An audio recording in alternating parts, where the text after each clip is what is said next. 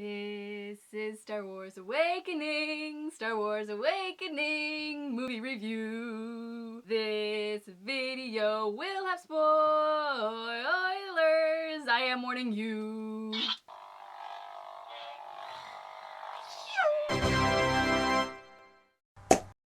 J.J. Abrams did it! He actually made a good Star Wars sequel! Yay! When those words appeared on screen and that music started, I became a 12-year-old child. J.J. Abrams knew just how to hit our nostalgia, knew just what to do to make it an homage to the original and still give us a new, fresh story.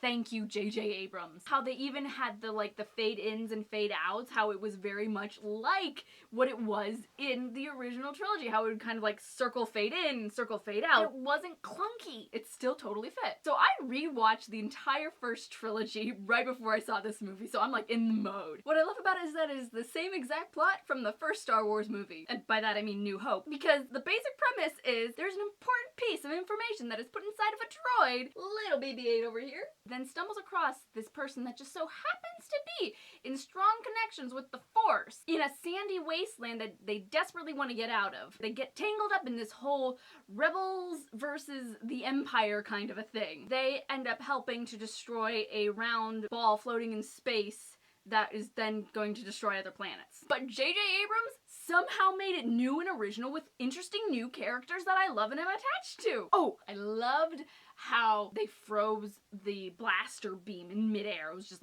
standing there and they walked by and you get to actually see what the blaster beam is actually made of, the energy of it, and you're like, oh, that's so cool. What actually I think is very interesting is that we're then introduced to this character who's a stormtrooper, which is fascinating. When you first introduce this character, Finn, you don't actually see his face. You just read his body language of there's something that he's not quite okay with shooting these innocent people. When they first introduced that scene, I'm like, wait, do stormtroopers have feels?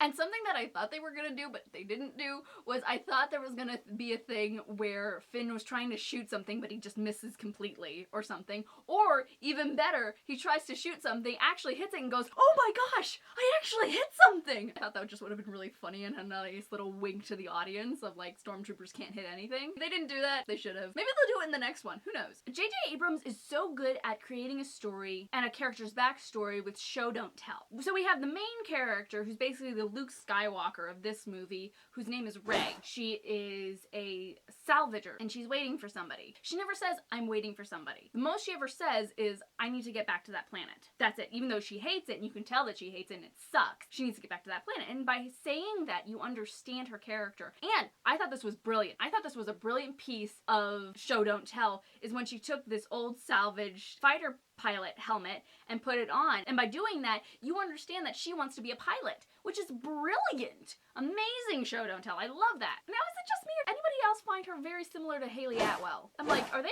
related in some way? Because they seem very similar, and I'm not just talking about their accent. And Gwendolyn Christine was in this. You never saw her face, you just heard her voice, and you're like, that's Gwendolyn Christine. AKA Brienne of Tarth from Game of Thrones. She's a shiny silver stormtrooper. I don't know why, but I hope she has a bigger role in the next one, and we get to know more about her. So then we get the original cast back. We get Han, we get Chewie, we get Luke, we get Princess Leia, and we get C-3PO back. Why? So because I rewatched the first three movies, I realized that C-3PO is really annoying. So throughout the first half of this movie, I'm like, we don't need C-3PO. We don't need C-3PO. I'm so glad C-3PO isn't here.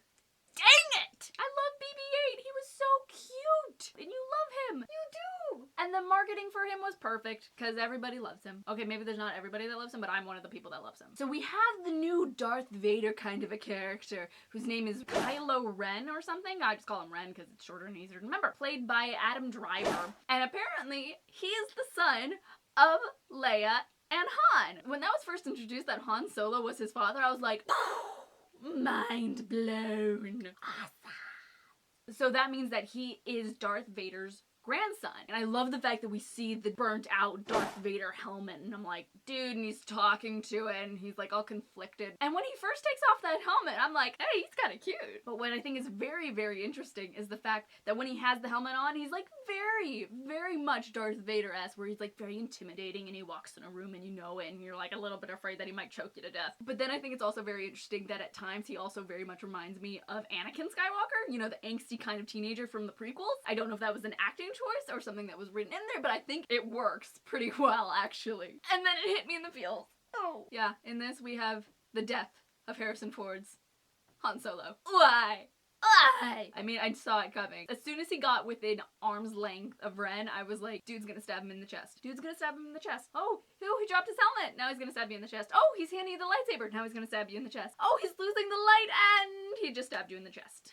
Why? But the thing that actually really hit me in the feels was Leia's reaction, how she felt it. She knew what had happened. And that reaction is the one that made me go, God bless all practical effects, because there were so many practical effects and sets, and it was beautiful, and I loved it, and it was so good. Only thing that I have a problem with is there are 2 CGI characters that I really wish they hadn't done CGI. Maz, I think was her name, with the little orange chick with the big glasses and stuff. I didn't like it as much. The new Emperor character person guy, he was all CGI. I wish that they had done with this one what they had done with the original Emperor, which was like heavy duty special effects makeup, and I really would have liked that, because this is supposed to be like the big bad guy.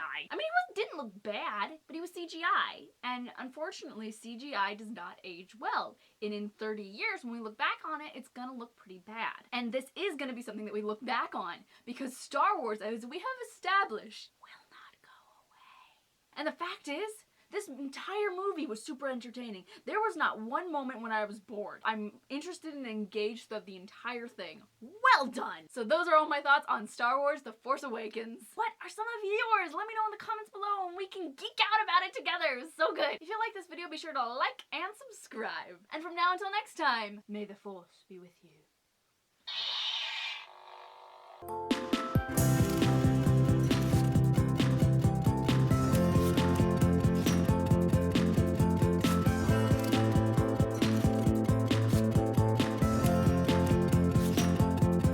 I brought this to the theater with me.